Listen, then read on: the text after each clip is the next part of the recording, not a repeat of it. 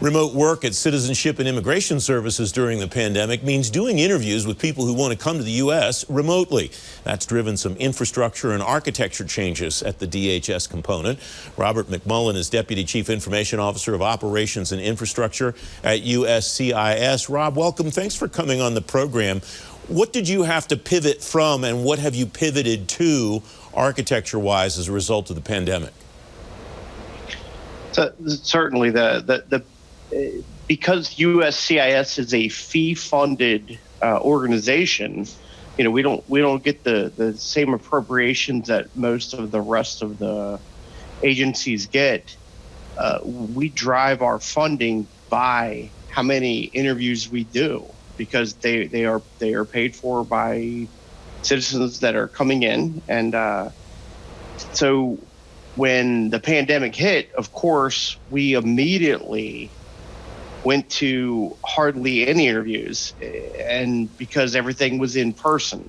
So our reality in the IT shop was, how do we make this happen? So doing different things with technology, increasing our bandwidth in our network, putting iPads and smart tablets everywhere, allowed us to continue to conduct interviews safely, where we had maybe the interviewer in one room, we had the interviewee in another room, we had the lawyer in another room, we had the interpreter in another room. It allowed us to continue to operate and create revenue for the agency. And if it wasn't for technology, I think we would have furloughed 66% of our organization. So it was huge. It was absolutely huge. What have you learned through this transformation, Rob, that will stick with CIS as we start to come out of the pandemic? Things maybe potentially will go back to somewhat similar to normal before March of 2020. But what do you expect to see continue despite whatever the end of the pandemic looks like? Great question. And quite frankly, I'm an old school kind of guy, and the thought of telework and thought of remote working, it was never really like my thing. But as we've gone through this, watching the sheer volume of interviews that we're doing from people that, even if it was just in a different office to another office to another office, that's one thing.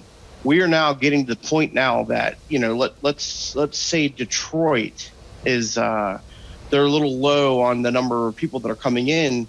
Well, they now can interview folks that are coming in to the southwest border. So that is all because of technology. We kind of created these remote interviews, and I think it's going to just continue to drive, where we don't have to have adjudicators and officers sitting in a specific place interviewing a specific person.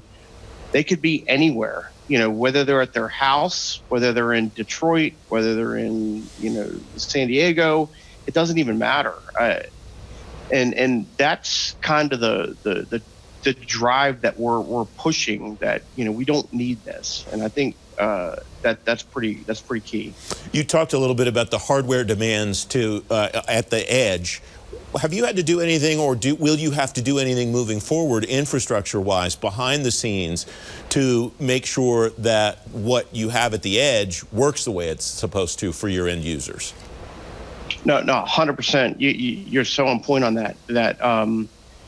So we have our network primed and running, but at the same time, we know it's not complete. We're not there 100%. And so we've been actually reaching out to each individual office saying, okay, here's how many interviews you can do in a particular hour to kind of flow through that, to make sure that we can keep doing that. But as we go forward, we are definitely trying to boost our network, it is our number one priority, is to continue to invest in the network, invest in what we're doing, whether it's stuff that we're doing in the cloud, whether it's stuff that we're doing, on-prem. I mean, at this point, everything is cloud focused, but yeah, that's where we're at. Have you done anything differently, or do you think you will do things differently moving forward to secure that network, to make sure that all this information moving back and forth is safe? Oh yeah, there's no doubt. We all know we took a hit with the SolarWinds crisis. Everybody knows we took that hit, and so the sheer amount of resources and money that we're putting into ensuring that our network is safe is key. And so yes, that's one of our driving factors, is the fact that we're trying to make that happen. Rob McMullen, thanks very much for joining me today. I appreciate your time.